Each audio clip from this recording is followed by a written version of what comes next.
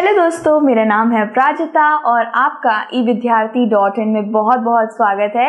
उम्मीद है आप सब बिल्कुल अच्छे हो और बिल्कुल ठीक और स्वस्थ हो और अप्पू की पाठशाला में भी आपका बहुत स्वागत है।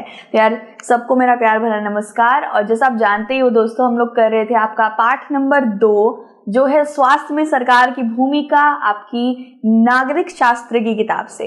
तो इसके यार बहुत सारे पहले से विषय हो गए हैं, अगर नहीं देखा है आपने जल्दी से जाके देख लो, वरना मैं आपसे कट्टी कर लूंगी। चलो यार, आपसे कट्टी तो नहीं कर सकती हूँ मैं, उसके बिना नहीं रह सकती, आपके बिना भी नहीं रह सकती, लेकिन देख लेना याद से, ठीक है। हाकिम शेख की कहानी आज हम पढ़ने जा रहे हैं और हाकिम शेख के साथ साथ एक पूरी की पूरी आपके ना किताब के अंदर पूरा एक कार्टून जैसा कुछ बना हुआ है, वो भी हम इसमें अच्छे से पढ़ेंगे। दोस्तों ये कहानियां जो होती है ना, ये डिब्बों में कैद कहानियां और ये जो कार्टून वगैरह बने होते हैं ना आपकी किताब में, ये आपको और भी सरलता से समझने में आपकी सहायता करते हैं। तो इसलिए मैंने इसके ऊपर एक पूरा विषय बना दिया है, ठीक है। हमने इसे पिछले वाले विषय में ये बात भी करी थी कि किस तरीके से भारत किन किन चीजों में फायदे में रहा है, मतलब किन किन चीजों में आगे उन्नति कर रहा है, तरक्की कर रहा है, और किन चीजों में वो पीछे रह जा रहा है। और देखते हैं कि किस तरीके से भारत में अस्पताल, क्लिनिक और दवाइयों की दुकानें तो हर जगह ही दिख जाती हैं, लेकिन आज भी लोगों की मृत्यु हो जाती है बुरी बुरी बीमारियों से, टीबी, मलेरिया वगैरह से। 20-20 लाख जो ये एक अंक है, कम नहीं है। और कुछ ऐसी एक इंसान की हम कहानी लेकर आ रहे हैं, ये है हकीम शेख। हाकिम शेख, यहाँ पे हम हाकिम लिख देते हैं भाई, हाकिम नाम है, हकीम नाम नहीं है। हाकिम शेख पश्चिम बंगाल में खेतीहर मजदूर हैं। तो ये मजदूरी का काम करते हैं पश्चिम बंगाल यानी कि वेस्टर्न बंगाल में। और इनका एक संगठन है दोस्तों, ये छोटे छोटे जितने भी छोटी छोटी जात और आप कह सकते हैं मजदूर की एक अलग ही संगठन होता है, और आप कह सकते हैं चूड़ी वालों का एक अलग संगठन रहता है, बीड़ी बनाने वालों का अलग संगठन रहता है, सब्जी बेचने वालों का अलग संगठन रहता है। तो इनका भी एक संगठन है और इस संगठन का नाम है पश्चिम बंगा खेत मजदूर समिति, PBKMS। PB यहाँ पे ब आ जाएगा, ब क से खेत, ठीक है, म से मजदूर और स से समिति, तो PBKMS नाम अच्छे से याद रखना है दोस्तों आप लोगों को। पश्चिम बंग खेत मजदूर समिति, ये इनका संगठन का नाम है। अब दोस्तों हुआ ऐसा था कि 1992 के वक्त पे एक शाम वह चलती ट्रेन से गिर गए थे हाकिम शेख, और उनके सर पे ना बड़ी गंभीर चोट आई थी। गंभीर चोट आई है, अस्पताल तो जाना पड़ेगा लेके। तो उनकी हालत बहुत ज्यादा नाजुक थी और उन्हें जल्दी से जल्दी इलाज की आवश्यकता थी। लेकिन बात ऐसा हुआ दोस्तों कि उन्हें कोलकाता के अस्पतालों में भर्ती कराने जब वो गए, जितने भी उनके संगठन के लोग गए, तब उनको सरकारी अस्पताल ने मना कर दिया कि हम यहाँ पे इनको भर्ती नहीं कर सकते, क्योंकि यहाँ पे एक भी बेड खाली नहीं है, एक भी बिस्तर खाली नहीं है, ठीक है। दूसरे अस्पतालों में भी वो उनको लेकर गए, करीबन 8 अस्पतालों में, जिले के अस्पतालों में वो लोग घूमते रहे, कोलकाता के अस्पतालों में, और लेकिन उनको एक भी ऐसा डॉक्टर नहीं मिला, एक भी ऐसा अच्छा इंसान नहीं मिला, एक भी ऐसा अस्पताल नहीं मिला जिसने मदद करी हो। दोस्तों एक इंसान जो रेलवे से मतलब ट्रेन से गिर गया है और उसके सर पे चोट आई है, सोचो कितनी गंभीर चोट आई होगी। ट्रेन कोई यार, ट्रेन से जब इंसान कुचले जाते हैं, जानवर कुचल दिए जाते हैं, बड़ी गंदी हालत हो जाती है। और जब उसे चोट लगती है ना, एक गाड़ी से भी गिरा हुआ इंसान की क्या हालत होगी सोचिए। वो 8 अस्पताल में, मतलब 14 घंटों से उनको गंभीर अवस्था में वो इधर उधर भटक रहे थे। सोचिए 14 घंटे, इंसान कितना ज्यादा बहादुर है कि वो बच गया, वरना कोई बचता नहीं है। 8 अलग अलग अस्पतालों में लेकर जाया गया उन्हें, लेकिन किसी ने भी उनकी मदद नहीं करी। सरकारी अस्पताल में फिर उनको बाद में एक अच्छे सरकारी अस्पताल में ले जाया गया। सरकारी भी नहीं दोस्तों, उनको सरकारी अस्पताल में नहीं, उनको आप कह सकते हो एक प्राइवेट अस्पताल में लेके गए थे। यहाँ पे हम लिख देते प्राइवेट, ये सरकारी गलती से लिख दिया है, याद रखिएगा दोस्तों प्राइवेट अस्पताल था, ठीक है। मैंने यहाँ गलती पकड़ ली, आपको बता दिया, आप भी ऐसे गलती पकड़ लेना, ठीक है। प्राइवेट अस्पताल था दोस्तों। और मुझे अभी भी याद है कि लिखा हुआ था आपके डब्बे में, वो जो बॉक्स है किताब में, वो लिखा हुआ था कि काफी खर्चा हुआ था। अगर सरकारी अस्पताल होता तो शायद हाकिम शेख का इतना खर्चा होता नहीं, क्योंकि वो मुफ्त होता है या कम पैसों में इलाज हो जाता है, लेकिन उनका बहुत ज्यादा ही पैसे गए थे। उन्हें यहाँ पे लिखा हुआ है सरकारी अस्पताल में ले जाया गया, लेकिन उनमें से किसी ने भी उन्हें भर्ती नहीं किया।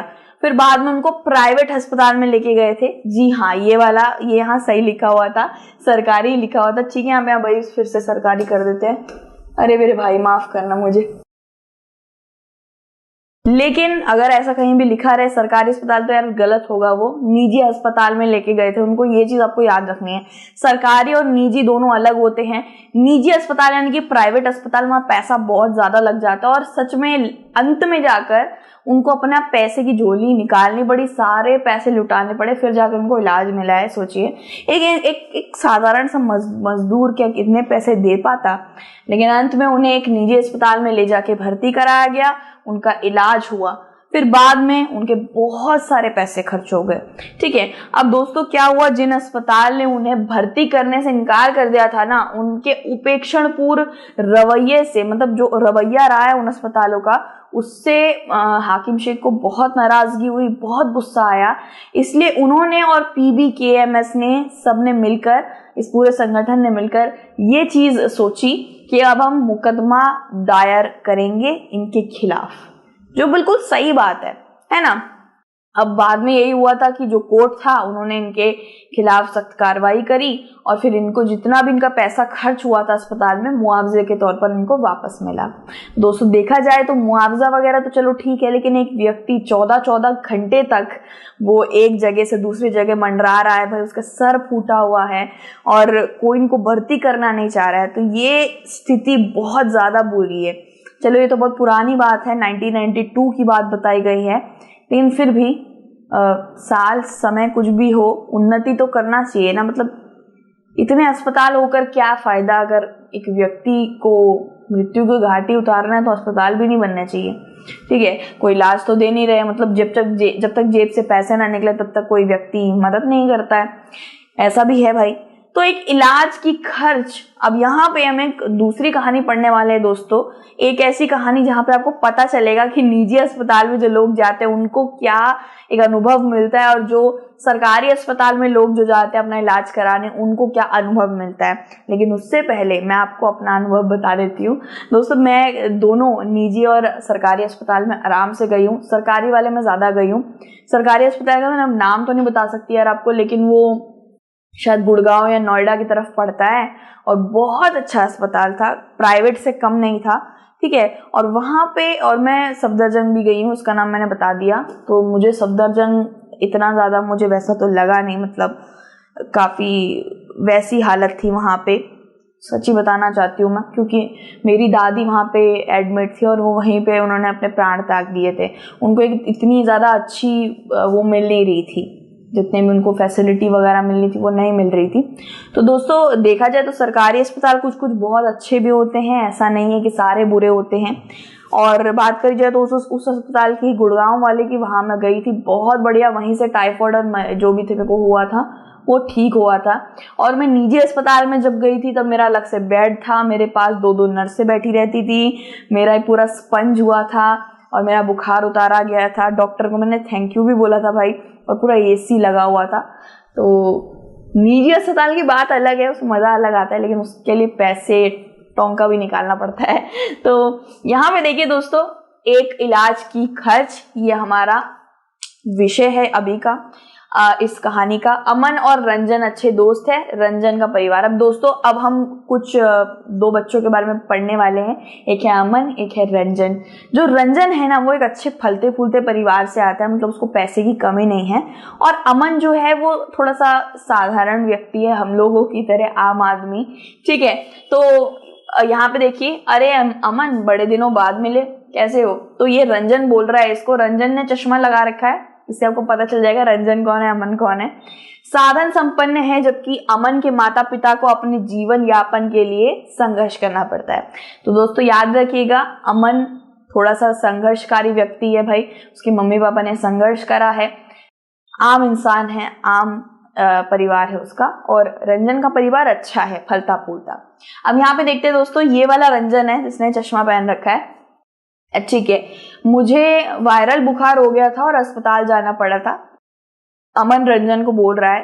फिर रंजन बोलता है, अच्छा मुझे भी वायरल बुखार हुआ था, मैं इसी सोमवार से स्कूल आ रहा हूँ। मेरे डैडी किंग्सवे के नए अस्पताल में डॉक्टर को दिखाने ले गए थे, वहाँ बहुत ही अच्छा लगा। अब भाई यहाँ पे ये अपने अस्पताल की एक बढ़िया सी, मतलब उसको जला तो नहीं रहा है लेकिन हाँ तारीफ कर रहा है। कोई किंग्सवे नाम का अस्पताल है, नाम से ही पता चल रहा है भाई कितना महंगा अस्पताल होगा। तो फिर वो रंजन कहता है कि अस्पताल की इमारतें इतनी आलीशान लग रही थी कि मुझे लगा कि ये एक 5 स्टार होटल है। डैडी कह रहे थे ये एक प्राइवेट अस्पताल है और बेहतरीन से बेहतरीन सुविधाएं यहाँ मिलती है। दोस्तों, प्राइवेट और सार्वजनिक में एक बहुत मोटा सा अंतर है, छोटा सा भी नहीं, मोटा सा, वो है पैसे का अंतर। ठीक है, अब ऐसे बोलते हैं ना यार पैसा सब कुछ होता है, सच में पैसा सब कुछ होता है। ऐसा नहीं बोलूंगी कि रिश्ता वगैरह कुछ नहीं होता, लेकिन पैसा भी सब कुछ होता है। कपड़े, घड़ी, कुछ भी, एक एक खाने की चीज के लिए भी कोई इंसान किसी पर इतना मेहरबान नहीं होता। सब कुछ खुद से खरीदना पड़ता है।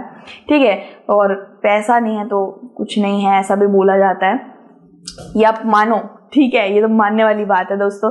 8-8, 9-9, 12-12 घंटे भी लोग काम कर रहे हैं तो पैसा कमाने के लिए ही कर रहे हैं। और यहाँ पे वो इसी की तारीफ करता है कि मैं जब गया था होटल जैसा लग रहा था, आलीशान था, बढ़िया था, लेकिन वो एक प्राइवेट अस्पताल था। मैंने जो मोटी सी अंतर बोला ना, वो क्या अंतर है? पैसे का अंतर है। प्राइवेट अस्पताल में अच्छा खासा पैसा लगता है, आपसे बहुत अच्छे से व्यवहार रखा जाएगा, आपको हर तरीके की सुविधा दी जाएगी। आपको चाय बिस्कुट नहीं, आपको बढ़िया सैंडविच, फ्रूट वगैरह कट कुटा के सुबह आएंगे। फिर आपको थोड़ा सा हिलना भी नहीं पड़ेगा, एसी में आप सो रहे हो बढ़िया से, और एसी होगा या तो हीटर लगा होगा, किसी चीज़ की ज़रूरत नहीं पड़ेगी आपको। मतलब ऐसा लगेगा कि बार बार जाता रहूं उस अस्पताल में। ठीक है, तो डैडी को रिसेप्शन काउंटर पर 500 रुपए, जी हाँ 500 की पत्ती सबसे पहले लगी रिसेप्शन काउंटर पे। डॉक्टर से मिलने से पहले ही अच्छा संगीत बज रहा था। ऐसा होता नहीं एकदम होटलों में संगीत वंगीत बज रहा होता है, वैसे प्राइवेट अस्पताल में भी एकदम साफ सुथरा, मतलब टाइलों में आपको शक्ल दिख जाए, इतना सुंदर साफ होता है वो। और सब कुछ वास्तव में साफ और चमकदार था। डॉक्टर ने कई टेस्ट कराने के लिए कहा। फिर डॉक्टर से वो डॉक्टर से मिल लिया है, 500 की पत्ती पहले उसकी चली गई है रिसेप्शन में। अब यहाँ पे डॉक्टर बोल रही है, क्या तुमने रियलिटी टीवी पर बैटमैन वाला चुटकुला सुना है? अब डॉक्टर बड़ी अच्छी है, बच्चे को थोड़ा रिझा रही है, थोड़ा उससे बातचीत कर रही है ना। लेकिन वहां तो सब इतने दोस्तों की तरह बात कर रहे थे कि एक महिला ने जांच के लिए मेरी खून लिया। उसने बताया बातों में उसने इतना चुटकुले सुना दिए, मतलब खून लेते लेते चुटकुले सुना दिए। ठीक है, कि मुझे दर्द का पता भी नहीं चला। जांच के परिणाम आने के बाद हम वापस डॉक्टर के पास गए, उन्होंने जांच के परिणाम को देखा। अब दोस्तों, अगर आप सरकारी अस्पताल में कुछ जांच वगैरह कराओगे ना, तो 1 या 2-3 दिन बाद आपको टेस्ट मिलेगा, क्योंकि यार सरकारी अस्पताल में बहुत ज्यादा काम धाम होता है, वहां बहुत सारे लोग जाते हैं ना, तो सबका रिपोर्ट वगैरह बनाना, जांच करके चीज बनाना वक्त लगता है। लेकिन प्राइवेट अस्पताल में ऐसे काम होगा भाई, पैसे दिए क्यों नहीं होगा काम। अब यहाँ पे देखो, हाँ तो छोटे जनाब वो बहुत अच्छे से बात कर रहा है, डॉक्टर भी, और मैम ने भी बड़ी अच्छे से बात करा था खून लेते वक्त। तो छोटे जनाब, ये गुलाबी गोली दिन में 3 दफा लेनी है, ये सफेद वाली सोने से पहले, ये शरीर के दर्द के लिए है, और ये एक सिरप है, घबराने की जरूरत नहीं है, बढ़िया स्वाद है इसका। फिर उसने बोला, रंजन ने बोला, धन्यवाद डॉक्टर, मैं पहले ही बेहतर महसूस कर रहा हूँ। दोस्तों बात तो सही है, डॉक्टर, जगह सुंदर है, डॉक्टर अच्छा है, हर चीज बढ़िया है, तो ऐसा लगेगा बीमारी कहाँ गई, मैं तो यहीं ऐसे ही रह लेता हूँ, है ना। कहा कि सब कुछ ठीक है और मुझे केवल वायरल बुखार हुआ है। उन्होंने कुछ दवाइयां लिख दी और आराम करने को कहा। भाई उसको वायरल बुखार हुआ था, मुझे तो वायरल बुखार में घर में रहना पड़ता है मतलब मम्मी कहती पैरासीटामोल खा ले, पर जब बहुत ज्यादा हो जाता है तो हाँ, मेरे मम्मी पापा भी अस्पताल लेके जाते हैं। इसलिए दोस्तों कहते हैं मेडिक्लेम, इंश्योरेंस वगैरह करा के रखना चाहिए, बहुत कामगार होता है, काम आता है, आप लोग भी कराना भाई। तो यहाँ देखते हैं दोस्तों क्या बोल रहे हैं। अमन ने कहा, उसके बाद रंजन बोल चुका है, उसने बोला कि यहाँ प्राइवेट अस्पताल में गया था, अच्छा अस्पताल था, मुझे वायरल बुखार हुआ था, जांच वाच से सब ठीक हो गया। अब भाई अमन ने बोला, मतलब रंजन कह रहा है, तुम्हें ये सारी बातें बताने के लिए मैं कब से इंतजार कर रहा था। हाँ, नमक छिड़क ले मेरे जख्मों पे अपनी तो कहो, तुम किस अस्पताल में गए थे? फिर अमन, यार थोड़ा सा मुंह आपको लग ही रहा है, लटका हुआ मुंह है। वह तुम्हारे वाले अस्पताल जितना अच्छा तो नहीं था। पहले तो अब्बा मुझे ले ही नहीं जाना चाहते थे क्योंकि इसमें समय बहुत लग जाता। ये यार, ये मेरा दोस्त है, तू मेरा दोस्त है यार, दुख समझ रहा है मेरा भी ऐसे ही होता था दोस्तों। वैसे डॉक्टर अस्पताल जाने में मज़ा तो नहीं आता है, लेकिन हाँ जितना हो सके मम्मी घर में ही कहती है घर में रह। उसके बाद जब बहुत ज़्यादा ओवर हो जाता है ना, तब मम्मी लेके जाती है भाई। ठीक है, फिर अमन ने बोला और सच में बहुत समय लगा। हम एक बड़े सरकारी अस्पताल में गए, हमें ओपीडी काउंटर पर ही लंबी लाइन में इंतजार करना पड़ा। मेरी तबीयत इतनी खराब हो रही थी कि मैं पूरे समय अब्बा के सहारे टिका रहा था। ये बिल्कुल मेरे साथ हुआ था दोस्तों, मेरा भी यही था। मैं तरस गई थी बैठने के लिए, लेकिन इतने चक्कर कटवा रहे थे, इतना ज़्यादा भागना दौड़ना। अगर फ्री मुफ्त इलाज है तो थोड़ा बहुत भागना दौड़ना तो पड़ता ही है। मुझे वो बैठ के भी नहीं रख पा रही थी क्योंकि उनको बार बार मरीज़ को दिखाना पड़ रहा था, यानी कि मेरी मम्मी को मुझे दिखाना पड़ रहा था, कहीं नहीं बैठ पा रही थी। और लास्ट में अंत में मैंने एक फैंटा पी और वो पूरी फैंटा बाहर निकाल दी मैंने। कुछ पेट में नहीं जा रहा था, यही हालत थी, बहुत बुरी हालत थी, लेकिन वो अस्पताल बहुत अच्छा था। फिर अमन ने बोला, यही बताया, ओपीडी जो काउंटर है इस तरीके का, वहां तो हमने देखा ना रंजन के रिसेप्शन पे कोई नहीं खड़ा था, दिया और वो चला गया, 500 की पत्ती दी और वो चला गया। यहाँ पे देखिए, यहाँ पे बहुत सारे लोग लाइन में खड़े हुए हैं, कोई बच्चा पीछे रो रहा है, कोई पै कर रहा है, और यहाँ पे देख सकते हो ये बंदा यहाँ खड़ा अपनी आंख मूंद कर, ठीक है, उसको लग गई है। जब हमारी बारी आई तो डॉक्टर ने मेरी जांच की और खून की जांच कराने के लिए कहा इसे ले जाओ। इसके लिए हमें एक और लंबी लाइन में जाकर खड़ा होना पड़ा।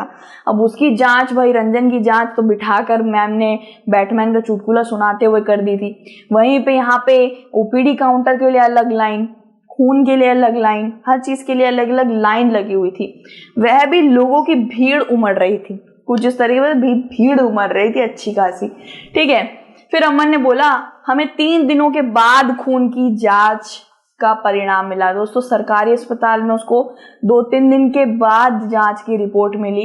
रंजन को उसी वक्त रिपोर्ट मिल गई थी और वो डॉक्टर के पास चला गया था। फिर हम वापस अस्पताल गए, उस दिन वहां कोई दूसरी डॉक्टर बैठी हुई थी। अब ऐसे ही होता है, शिफ्ट अलग होती रहती है सरकारी अस्पताल में, क्योंकि बहुत सारे लोगों का अपना पहले से क्लिनिक होता है डॉक्टरों का। मुझे इसका ओपीडी कार्ड दिखाओ और खून की रिपोर्ट जल्दी करो। तो भाई ये दूसरा कोई बैठी हुई है, और फिर उन्होंने देखा। इसके बाद इसे वायरल हुआ है लगता है, कोई फिक्र की बात नहीं है, बुखार उतारने की ये गोली इसे देनी है बस, और कुछ नहीं। तो इन्होंने जल्दी से भाई देखा, यार क्या कर सकते हैं, और सरकारी अस्पताल में जल्दी सब करना पड़ता है, पीछे लाइन में भी बहुत सारे लोग खड़े रहते हैं। इसके बाद मेरा अस्पताल था तो बहुत बढ़िया, पर उन्होंने मुझे ज्यादा दवाइयां दे दी और मेरे इलाज के ज्यादा खर्च हो गए। अच्छा, मेरा इलाज में तो ज्यादा खर्च नहीं हुए। तो भाई यहाँ पर रंजन चुप हो गया, क्योंकि अमन ने उसकी बोलती बंद कर दी। अमन ने बोला भाई पैसे ज्यादा मेरे में नहीं लगे, तू तो लुट गया। देखा जाए तो यार ऐसा कुछ भी नहीं, मजाक कर रही हूँ मैं। देखा जाए तो रंजन को दवाइयाँ ज्यादा खाने को पड़ी, लेकिन वो उसके अच्छे के लिए थी, और उसको कोई लाइन वगैरह में खड़ा नहीं रहना पड़ा, उसको भागा दौड़ी कुछ करनी नहीं पड़ी, जो सबसे बढ़िया चीज थी। लेकिन उसके पैसे ज्यादा लगे। वही अमन के साथ पैसे कम लगे लेकिन परिश्रम ज्यादा लगा। तो दोस्तों कुछ इस तरीके से ये भारत का ही मंजिर है, हमारे भारत की ही कहानियां थी। हाकिम शेख की पश्चिम बंगाल की थी, कोलकाता की, और हमारा ये भारत का, ये रंजन अमन का भारत का ही था। दोस्तों कुछ इस तरीके से आप देख सकते हो, उस तरीके से मंजर बनते हैं भाई। मैंने खुद बता दिया भाई, मैं खुद गवाह हूँ, मेरे साथ भी हो चुका है। इतने अस्पताल, इतने नए आलीशान बिल्डिंगें बन रही है, लेकिन क्या लोगों की इलाज हो रही है? नहीं हो रही है। ठीक है, इससे आपको थोड़ा बहुत खुद से आप थोड़ा समझने लग गए होंगे कहानी वानी पढ़ के कि किस तरीके से हमारा भारत का मंजर है। मैं ये नहीं बोलूँगी बहुत बुरी हालत है, लेकिन ये भी नहीं बोलूँगी कि बहुत अच्छी हालत है। अभी भी लोगों को बेड की कमी पड़ रही है, दवाइयों की कमी पड़ रही है, पैसे नहीं है, रोजगार नहीं है, बहुत चीज़ें हैं। तो हर एक देश में दिक्कत आती है दोस्तों, अब क्या कर सकते हैं। सार्वजनिक स्वास्थ्य सेवाएं, ये दूसरा वाला विषय होगा, और ये वाला विषय हमारा पूरा खत्म हो चुका है। दूसरे विषय में हम लोग जल्दी से मिलते हैं। सार्वजनिक यानी कि गवर्नमेंट हॉस्पिटल की सारी चीजें जानेंगे दूसरे विषय में। ठीक है, तो यार अपना ध्यान रखना और बताना तुम रंजन हो या अमन हो। मजाक कर रही हूँ यार, कोई भी हो, आप मेरे चुन्नू मुन्नू और छोटे छोटे एलियन हो, ठीक है? ऐसे ही हंसते रहो, मुस्कुराते रहो, क्योंकि बड़े क्यूट लगते हो। Take care, God bless you everyone and bye.